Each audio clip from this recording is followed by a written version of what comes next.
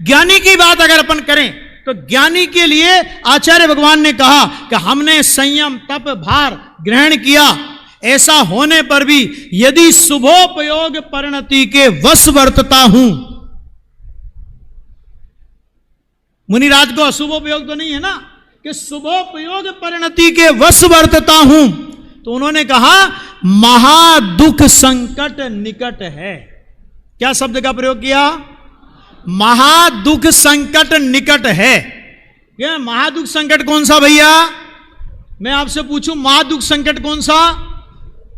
कि भाई साहब यहां पर कुंद कुंद आचार्य भगवान, अमृतचंद्र आचार्य भगवान, पद्म प्रमलधारी देव, समंत भद्र आचार्य देव, ये वीतरागी संत छठे सातवें गुणस्थान की भूमिका में झूलने वाले वीतरागी संत,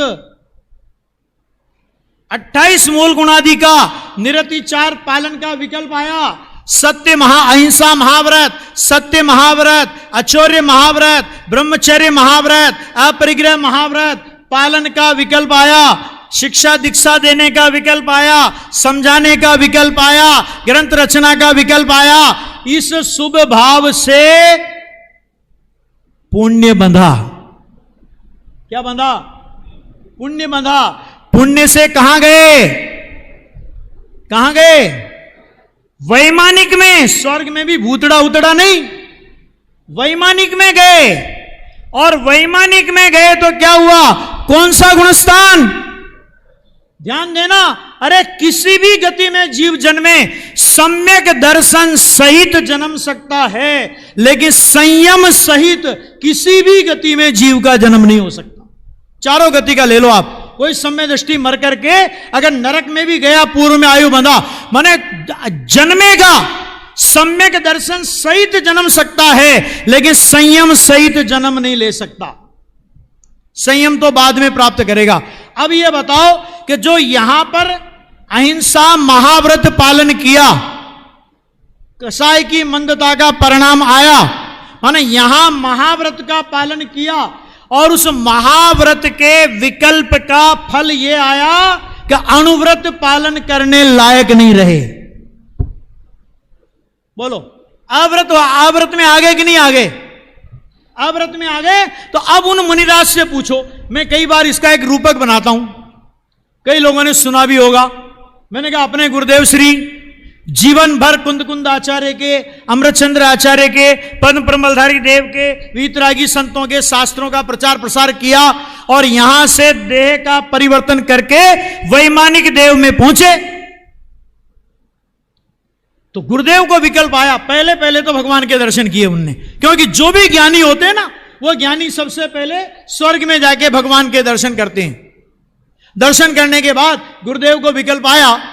गुरुदेव ने कहा, सोचा कि भाई जिन आचार्य कुंद कुंद का समय सार पढ़ के मेरा जीवन बदला, मुझे सम्यक दर्शन की उपलब्धि हुई, मुझे आत्मा की अनुभूति हुई, मैंने तत्व ज्ञान का प्रचार प्रसार किया, उन आचार्य कुंद कुंद को, उन वीतरागी संतों को जिनके ग्रंथ मैंने पढ़े, अरे उनका उपकार स्मरण करने के लिए उनसे मिलने तो जाऊं। और भाई साहब वो मिलने पहुंच गए। अभी क्या हुआ? क्या वो सारे के सारे ज्ञानी एक ही जगह मिल गए। गुरुदेव ने पहचाना, ये कुंद कुंद है, ये अमृतचंद्र है, ये फलाने, ये फलाने, ये फलाने।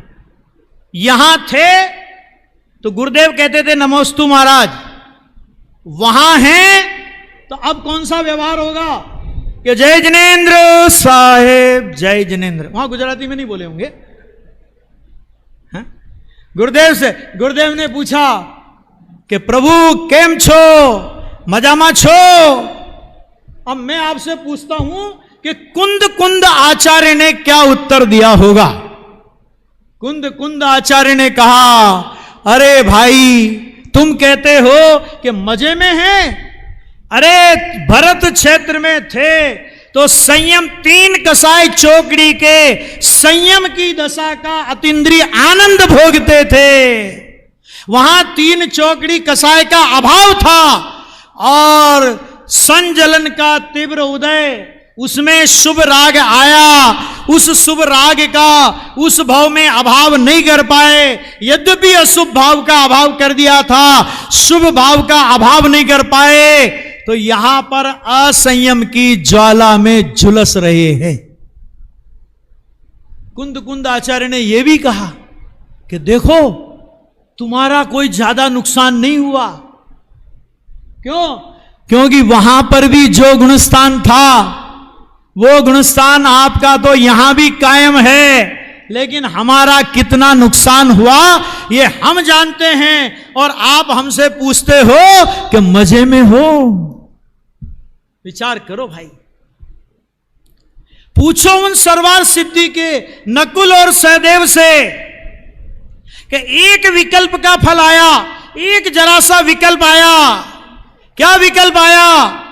महामुनिराजों को कैसा उपसर्ग, अपने प्रति नहीं, दूसरे मुनिराजों का, सहोदर मुनिराजों का, साधर्मी मुनिराजों के प्रति विकल्प आया। 33 सागर का आजन्म कारावास हो गया। 33 सागर केवल ज्ञान से दूर हो गए,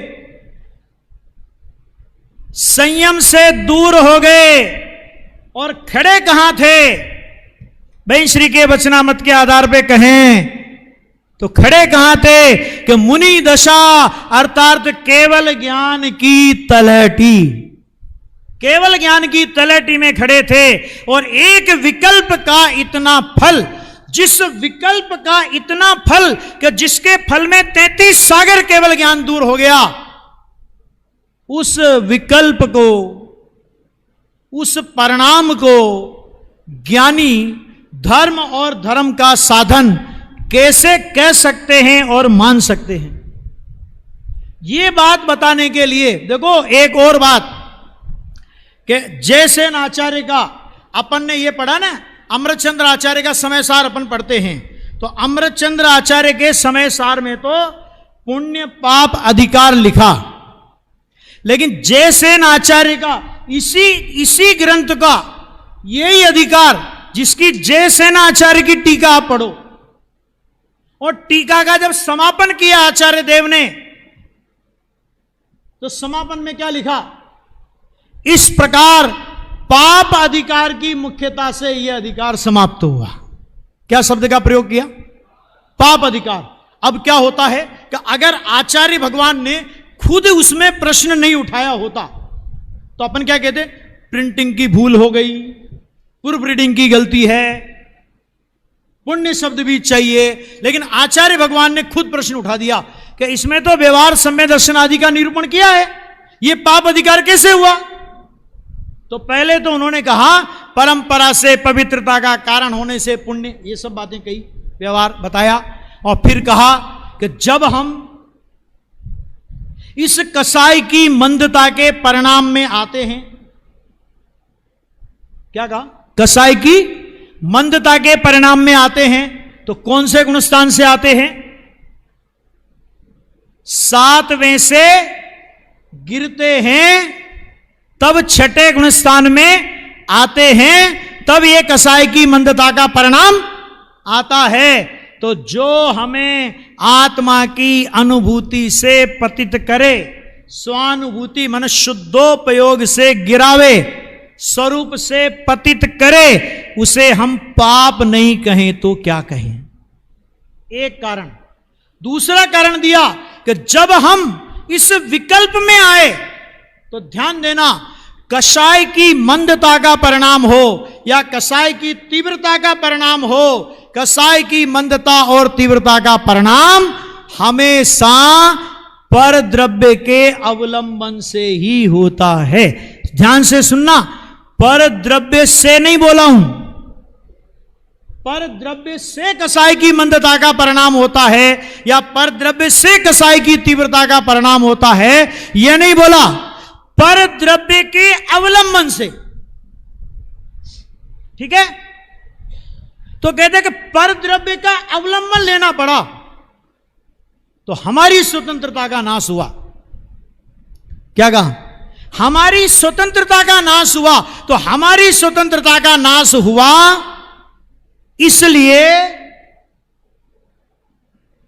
स्वतंत्रता का नाश करता है, पर द्रव्य का अवलंबन लेने से हमारी स्वतंत्रता का नाश होता है, इसलिए हम इसको पाप कहते हैं।